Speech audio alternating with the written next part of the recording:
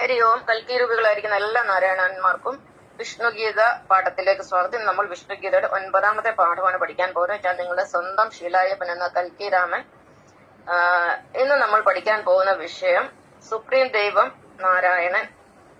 Supreme ദൈവം Narayanan. നാരായണനാണ് supreme ദൈവം എന്ന് ആര് പറഞ്ഞു എന്ന് കൽക്കിരാമനായ ശീലായപ്പൻ പറഞ്ഞു. വേറെ ആരും ഇതിനെക്കുറിച്ച് പറഞ്ഞിട്ടില്ല. ശ്രീകൃഷ്ണ ഭഗവാൻ പറഞ്ഞിട്ടുണ്ട്, പിന്നെ യേശുക്രിസ്തു ഭഗവാൻ പറഞ്ഞിട്ടുണ്ട്. പക്ഷെ അദ്ദേഹം നാരായണൻ എന്നുള്ള പേര് പറഞ്ഞിട്ടില്ല എന്നേ ഉള്ളൂ. അപ്പൊ നമുക്കിന്ന് പഠിക്കാൻ എന്തുകൊണ്ടാണ് നാരായണനെ നമ്മൾ സുപ്രീം ദൈവം എന്ന് പറയുന്നത്. എല്ലാ കോടതിക്കും മേളിലാണ് സുപ്രീം കോടതി ഉള്ളത്. എല്ലാ മന്ത്രിമാർക്കും മേളിലാണ് മുഖ്യമന്ത്രി ഉള്ളത്. എല്ലാ മുഖ്യമന്ത്രിമാരുടെ മേളിലാണ് പ്രധാനമന്ത്രി ഉള്ളത്. അപ്പൊ എല്ലാത്തിനും മേളില് ഒരു സുപ്രീം അതോറിറ്റി ഉണ്ടായിരിക്കും. അതുകൊണ്ടാണ് നമ്മൾ പറയുന്നത് എല്ലാ ദൈവങ്ങളുടെയും മേളിലാണ് ഭഗവാൻ നാരായണൻ ഇരിക്കുന്നത്. അതായത് എല്ലാ ദൈവങ്ങളെയും സൃഷ്ടിച്ചത് ഭഗവാൻ നാരായണനാണ്. അപ്പൊ ഏറ്റവും ഉയർത്തി നിൽക്കുന്ന മഹാശക്തിയാണ് ഭഗവാൻ നാരായണൻ. എന്നെയും നിങ്ങളെയും ഏകകോശത്തിൽ നിന്നും സൃഷ്ടിച്ച, ഈ പ്രപഞ്ചത്തിനെ ബ്രഹ്മാണ്ടത്തിൽ നിന്ന് സൃഷ്ടിച്ച ആ വലിയ ശക്തിയാണ്, ആ മഹാശക്തിയാണ് ഭഗവാൻ നാരായണൻ എന്ന് ശീല അയ്യപ്പനായ കൽക്കിരാമൻ പറയുന്നു. അത് ഞാൻ തെളിയിക്കാൻ പോവുകയാണ്.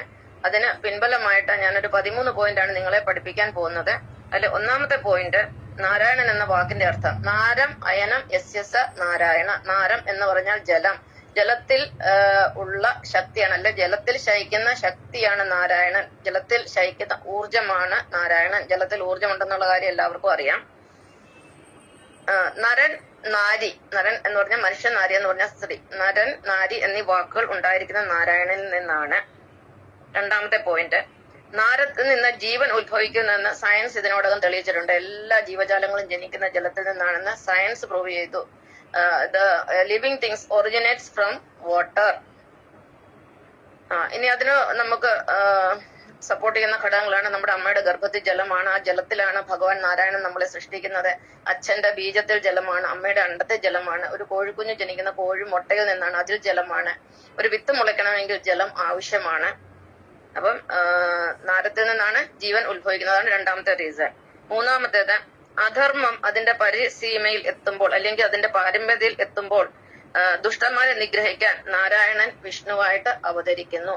ഇപ്പൊ അങ്ങനെ അവതരിച്ചതാണ് ഈ ശീലായപ്പൻ എന്ന കൽക്കിരാമൻ. ഞാനും ഇതേ ലക്ഷ്യത്തിലാണ് വന്നിരിക്കുന്നത്. എന്റെ മനസ്സിൽ ഈ ഒരൊറ്റ ലക്ഷ്യമേ ഉള്ളൂ. അതായത് ഈ ലോകത്തിലെ അധർമ്മത്തെ അവസാനിപ്പിക്കണം, അധർമ്മികളെ അവസാനിപ്പിക്കണം എന്ന് തന്നെയാണ് ലക്ഷ്യം. അതിന് 3ാം ലോകമഹായുദ്ധം വന്നെങ്കിലേ പറ്റുള്ളൂ. കാരണം അല്ലാതെ ഇവരെ നിഗ്രഹിക്കാൻ യാതൊരു വഴിയുമില്ല. കാരണം ഒരു അവതാരം ഭൂമിയിൽ വന്നു കഴിഞ്ഞാൽ ഒരു ധർമ്മയുദ്ധം ഉറപ്പാണ്.